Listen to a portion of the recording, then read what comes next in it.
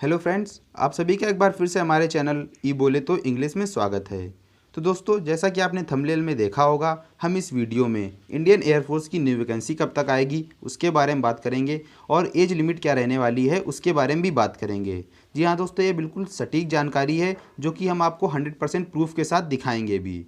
तो बस आपको वीडियो के लास्ट तक बने रहना है। इसमें थोड़ी ज़्यादा मेहनत लगी थी क्योंकि हम लोगों ने काफ़ी पुराने यानी 2018 का हम लोगों ने इसमें डाटा लिया और फिर इसके बाद उसको कॉपी में नोट डाउन किया और फिर मैं इसको लास्ट में आपको जो स्क्रीनशॉट लिए हैं वो भी मैं आपको पूरा 100% प्रूफ के साथ दिखाऊंगा। तो बस प्लीज़ आप वीडियो में लास्ट तक बने रहिएगा और अगर वीडियो पसंद आ जाए तो प्लीज़ चैनल को सब्सक्राइब भी कर लेना और अपने दोस्तों में भी शेयर कर देना जो एयरफोर्स की तैयारी कर रहे हैं। तो दोस्तों, बिल्कुल सटीक जानकारी है, बस आपको वीडियो में थोड़ा ज़्यादा ध्यान देने की ज़रूरत है, तभी आपको पूरा समझ में आएगा और मैं आपको काफ़ी आसान भाषा में समझाने की कोशिश करूंगा।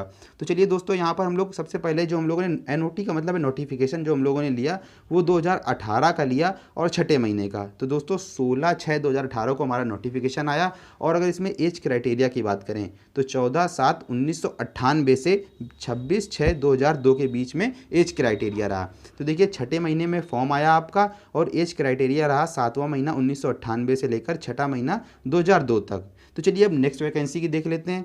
अब बात करें 6 महीने, यानी आपको पता होगा इंडियन एयरफोर्स का जो एग्ज़ाम है साल में 2 बार कंडक्ट होता है जिसमें 6 मंथ का गैप रहता है। तो देखिए, अगर 6 महीने का आप गैप लें तो छठे महीने से हमारा क्या हो जाएगा, वो 12वां महीना चेंज हो जाएगा। तो देखिए, जो न्यू नोटिफिकेशन आई वो 3 तारीख 12वां महीना 2018 में आई। तो देखिए, आपको साफ साफ पता लग रहा है कि छठे महीने से 12वें महीने में नोटिफिकेशन आया, यानी 6 मंथ का साफ साफ हमें यहाँ पर गैप दिख रहा है। और दोस्तों, ये बिल्कुल सटीक जानकारी है जो कि सरकारी जल्द की साइट पर भी अपलोडेड है, आप लोग वहाँ से जाकर देख सकते हैं।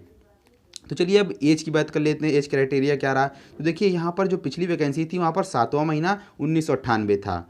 और दोस्तों, अगर 6 महीने आप काउंट कर लें 7वें महीने से तो आपको कहीं ना कहीं पहला महीना मिलेगा और 1998 चेंज होकर बन जाएगा 1999। तो देखिए यहाँ पर दोस्तों 1999 और पहला महीना ये एज क्राइटेरिया रहा जो कि रहा 1/2003, यानी इसके बीच तक के जो कैंडिडेट हैं वो इस फॉर्म को अप्लाई कर सकते हैं, अदर कोई अप्लाई नहीं कर सकता है। तो एज क्राइटेरिया भी आपने देखा 7th से हमारा 1 मंथ, यानी फिर हमारा 6 मंथ का गैप रहा, यानी 6 महीने फिर बढ़ गई एज।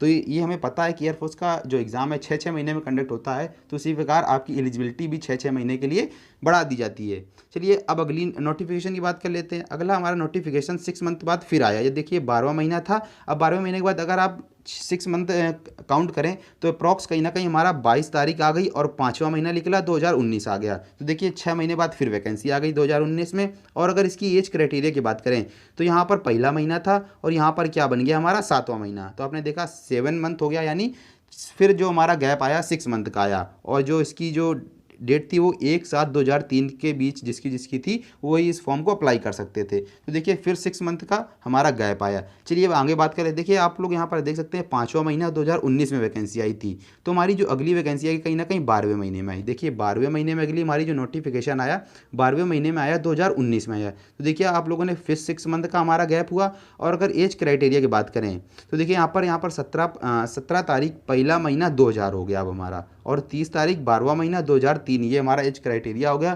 कहीं ना कहीं फिर 6 मंथ का गैप आया। तो ये बिल्कुल लगातार कंडक्ट चलता चला आ रहा था। लेकिन इसी दौरान 2019 के लास्ट मंथ में यानी दिसंबर में कहीं ना कहीं कोरोना वायरस का प्रकोप आ गया और कोरोना वायरस के प्रकोप की वजह से ये जो हमारा एग्ज़ाम हेल्ड होना था, यानी जो एग्ज़ाम हमारा कंडक्ट होना था वो हमारा होना था 19 से 23 मार्च को 2020 में। 19 से 23 मार्च 2020 में हमारा ये जो एयरफोर्स का एग्ज़ाम था जो कि नोटिफिकेशन 12वें महीने यानी दिसंबर 2019 में आया था, वो हमारा एग्ज़ाम 19-23 मार्च को हमारा 2020 में होना था। लेकिन कोरोना वायरस की वजह से काफ़ी ज़्यादा केस बढ़ गए, इसलिए एयरफोर्स वालों ने इस एग्ज़ाम को पोस्टपोन कर दिया। और फिर पोस्टपोन होते होते ये हमारा एग्ज़ाम लगा 4 से 8 नवंबर के बीच में 2020 में। तो दोस्तों आपने अगर फॉर्म दिया हो इस पेपर को आपने दिया होगा तो आपको पता होगा कि हमारा नवंबर मंथ में 2020 में हमारा ये जो पेपर था वो पोस्टपोन वाला वो 2020 में कराएगा 4 से 8 नवंबर के बीच में। और फिर दोस्तों इसके बीच में आपने देखा कि काफ़ी ज़्यादा गैप आ गया, हमारे 6 मंथ से ऊपर का गैप आ गया। तो एयरफोर्स वालों के पास वैकेंसी थोड़ी ज़्यादा हो गई, तो इसलिए उन लोगों ने क्या किया, रैली कंडक्ट करा दी, जो कि अभी तक कभी भी यूपी में यहाँ पर रैली कभी नहीं आती थी। तो वहाँ पर जहाँ जहाँ पर रैली नहीं आती थी इन लोगों ने वहाँ पर भी रैली कंडक्ट कराई। और आपको रैली का हाल पता ही होगा कि कितनी हाई कट ऑफ गई थी, सभी के पास चांस भी नहीं मिले। तो चलिए बात कर लेते हैं रैली का नोटिफिकेशन कब आया।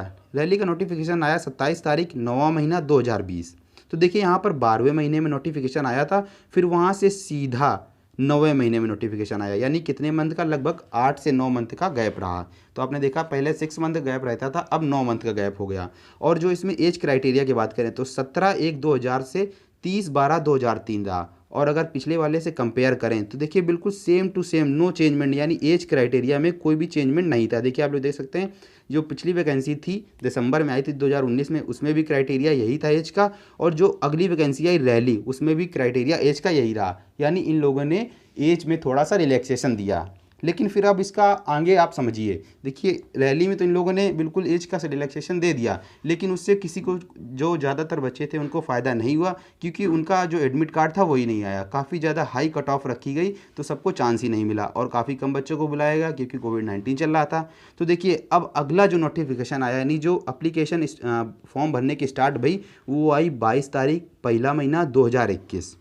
यानी 12वें महीने में पहली जो आई थी पुरानी, फिर 9वें महीने में आई, और फिर पहले महीने में आई। यानी अगर बात करें जो कोविड-19 रहा उसका, अगर गैप की बात करें तो लगभग फिर 6 मंथ का वही क्राइटेरिया बन गया है। यानी 12वें महीने से छठे महीने में आती, या 7वें महीने में आती, और 7वें महीने से फिर पहले महीने में आती। तो देखिए फिर पहले महीने में आ गई। तो कहीं ना कहीं वो उन लोगों ने अपना जो शेड्यूल था वो फिर से अपना बराबर करना स्टार्ट कर दिया। तो 22 तारीख पहला महीना 2021 में नए जो फॉर्म भरने की स्टार्ट थी, डेट स्टार्ट होनी थी, वो स्टार्ट हो गई।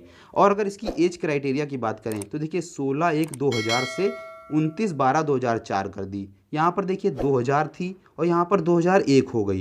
यहाँ पर पहला महीना था, यहाँ पर भी पहला महीना है, लेकिन पूरा कितना गैप आ गया, पूरा 1 ईयर का गैप आ गया। तो आप लोग समझ सकते हैं कि इन लोगों ने जो रैली में रिलैक्सेशन दिया था, उन लोगों ने जो आगे नोटिफिकेशन आया जिसमें सभी लोग का पेपर होना था, उसमें कहीं ना कहीं इन लोगों ने अपनी भरपाई कर ली। यानी पूरा एज क्राइटेरिया जो इन लोगों ने छूट दी थी, वो अगली नोटिफिकेशन में पूरा उन लोगों ने अपना वापस ले लिया। तो देखिए यहाँ पर जो कैंडिडेट का जो सभी का पेपर होना था, उनसे अपना रिलैक्सेशन छूट, मतलब कह सकते हैं वापस ले लिया। तो इससे हमारा कोई फ़ायदा नहीं हुआ।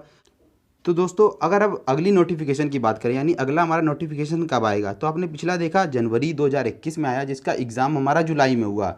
तो अगर 6 मंथ कैलकुलेट करें तो लगभग 7वां या फिर 8वां महीना निकलेगा, और 7वां महीना पता है आपका चल ही रहा है जुलाई। तो यहाँ पर तो आपका नोटिफिकेशन आने नहीं वाला।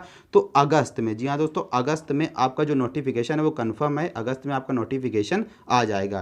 तो दोस्तों आपको पता लग गया होगा कि न्यू वैकेंसी कब आएगी। तो दोस्तों न्यू वैकेंसी जो आएगी आपकी अगस्त के लगभग कह सकते हैं 10 to 15 तारीख तक आपकी जो वैकेंसी है वो आ जाएगी। दोस्तों मैं कंफर्म डेट नहीं कह सकता हूँ, ये सिर्फ एक्सपेक्टेड है, लेकिन ये है कि आपका अगस्त में बिल्कुल कंफर्म है आपकी वैकेंसी आ जाएगी।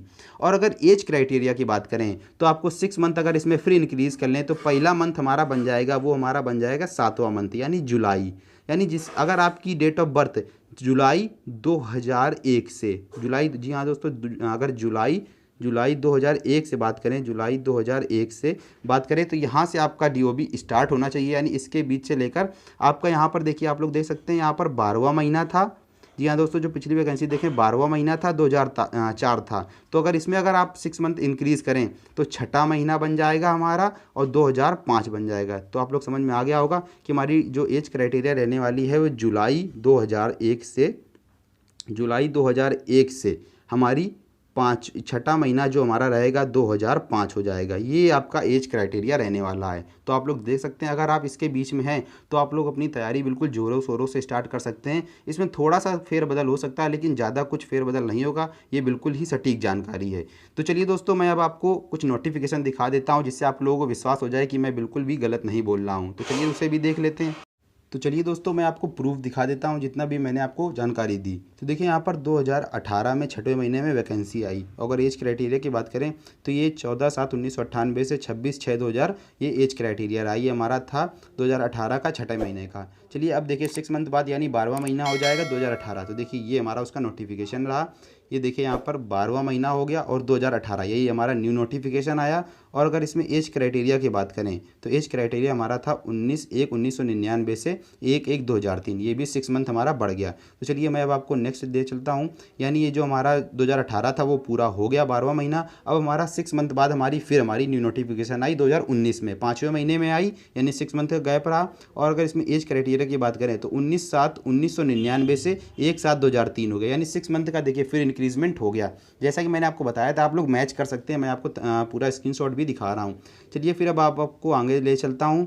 ये हमारा ये दोस्तों हमारा पाँचवा महीना 2019 में आया था। अब हमारा आगे आएगा जो वो देखिए 5वें महीने से अब हमारा 12वां महीना 2019 आ गया, यानी 6 मंथ फिर इंक्रीज़ हुआ। 2019 आया और देखिए फिर डेट ऑफ बर्थ हमारी 17/1/2000 हो गई। अब 12वां महीना 2003 हो गया। देखिए पहला महीना था 2000 था सॉरी, और 12वां महीना 2003 था। चलिए फिर मैं आपको आगे ले चलता हूँ। ये हमारी जो नोटिफिकेशन थी वो 12वें महीने 2019 की थी, यानी अब 2020 आएगा हमारा 2020। तो देखिए ये दोस्तों इसका 2020 का ये रहा नोटिफिकेशन। तो देखिए वहाँ पर कोरोना वायरस आ गया, इसलिए जो हमारी एप्लीकेशन स्टार्ट भई वो 9वें महीने 2020 में स्टार्ट हुई। देखिए यहाँ पर कितना गैप रहा, कब लगभग 9 मंथ का गैप रहा। और अगर इसमें एज क्राइटेरिया की बात करें, देखिए 17/1/2000 से 30/12/2003 रहा, यानी जो हमारा डेट ऑफ बर्थ था उसमें शायद चेंजमेंट नहीं आया, आप लोग मैच कर सकते हैं। फिर आपको अगर बात करें 9वें महीने के बाद, अब हमारा आ गया 2021, जिसमें देखिए 9वें महीने के बाद यानी रैली आई थी 9वें महीने के बाद 10वां 11वां 12वां और 1 यानी 4 मंथ के बाद हमारी फिर न्यू वैकेंसी आ गई 22/1/2021 को। और अगर इसमें एज क्राइटेरिया की बात करें तो देखिए 16/1/2001 से 29/12/2004 हो गई। ये हमारा था 2021 तक का पहले महीने का। और फिर इसके बाद आपको पता होगा कि हमारा लगातार हमारा जो हमारा पहले महीने में फॉर्म भरा गया है, फिर इसका हमारा जो एग्ज़ाम होना था वो हमारा अप्रैल मंथ में होना था, लेकिन फिर इसके बाद डिले होते होते पोस्टपोन होते होते हुए हमारा 12 से 18 जुलाई को एग्ज़ाम हुआ, जो